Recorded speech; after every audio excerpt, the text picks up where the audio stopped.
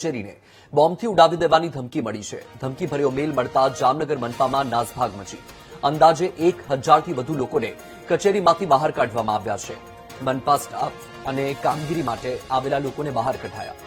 Bomb squad અને dog સ્ક્વોડની team દ્વારા તપાસ શરૂ કરવામાં આવી છે।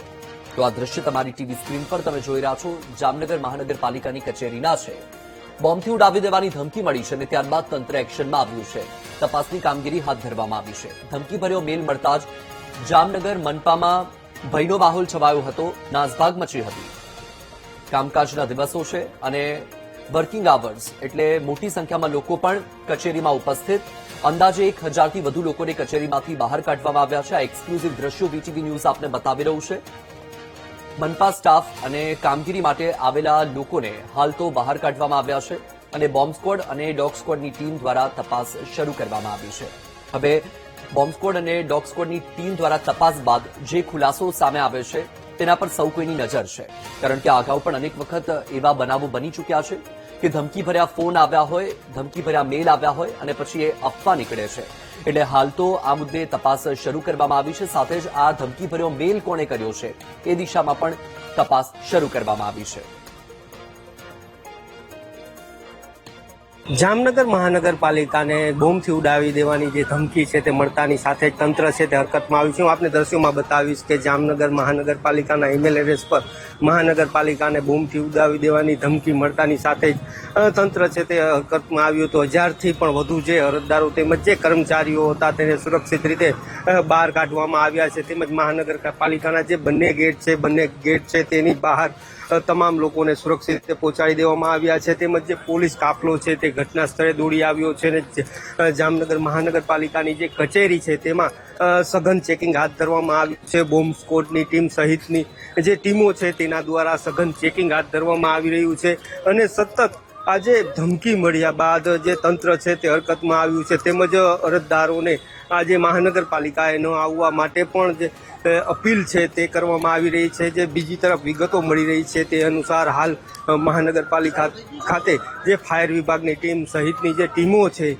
તે પણ ઘટના સ્થળે દોડી આવી છે અને જામનગર મહાનગરપાલિકાને જે બોમ્બથી ઉડાવી દેવાની જે ધમકી છે તેને લઈને જે તંત્ર છે તે હરકતમાં આવી છે। આપણી સાથે સ્ટેન્ડિંગ કમિટીના ચેરમેન છે, શું કહેશો, કઈ રીતના જે ધમકી છે તે મળી હતી? આજરોજ સવારે મહાનગરપાલિકાની ઓફિસમાં એક મેલ આવેલો અને મેલને આધારે બોમ્બની જે અફવા હતી અથવા તો બોમ્બની જે સૂચના હતી એના આધારે મહાનગરપાલિકાનું બિલ્ડિંગ ખાલી કરાવી અને એની અંદર પોલીસ, ડોગ સ્ક્વોડ અને બોમ્બ સ્ક્વોડને સાથે રાખીને અત્યારે ઇન્વેસ્ટિગેશનનું કામ ચાલુ છે અને ઓલ સેફનો મેસેજ મળશે પછી મહાનગરપાલિકાનું કાર્ય છે ઇરાદેદાર મુજબ શરૂ કરવામાં આવશે।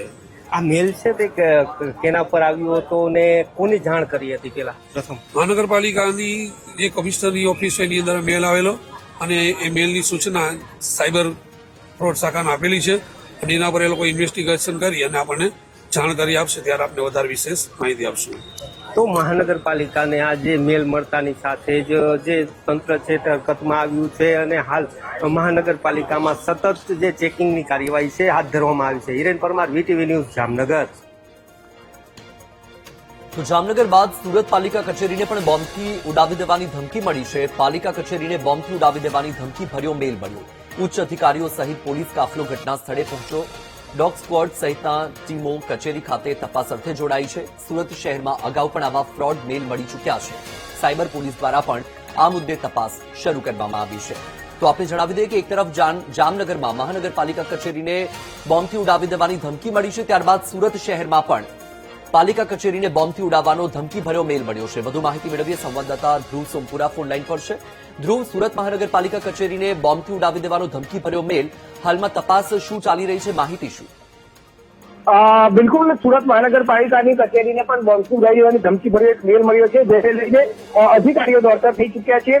સવારે મેલ મળ્યો છે, ઉચ્ચ અધિકારીઓ સહિતની પોલીસનો કાફલો છે તે ઘટના સ્થળે પહોંચી ચૂક્યો છે અને ત્યાં કંઈક ડોગ સ્ક્વોડ સહિતની ટીમો પણ ત્યાં તૈનાત છે અને અત્યારે તપાસ કરી રહી છે। જે રીતે વાત મળી રહી છે તેમાં સુરત મહાનગરપાલિકાના ઓફિશિયલ કંઈક મેલ આઈડી હોય છે તેની પર આ ધમકીભર્યો મેલ જે છે તે મળ્યો છે અને તેના આધારે અત્યારે તમામ ટીમ જે છે તે કામે લાગી છે। સુરત પોલીસની ટીમ, ડોગ સ્ક્વોડની ટીમ અને જે સુરત મહાનગરપાલિકાના અધિકારીઓ અધિકારીઓ જે છે તે તમામ જે ત્યાં બોમ્બ ભર્યા મેલના કારણે દોડતા થઈ ચુક્યા છે. આખી કચેરી ખાલી કરી દેવાઈ હતી અને અત્યારે તપાસ ચાલી રહી છે. જી બિલકુલથી ધ્રુવ, આપની પાસેથી અપડેટ મેળવતા રહીશું. માહિતી સાથે જોડાવા બદલ આપનો આભાર.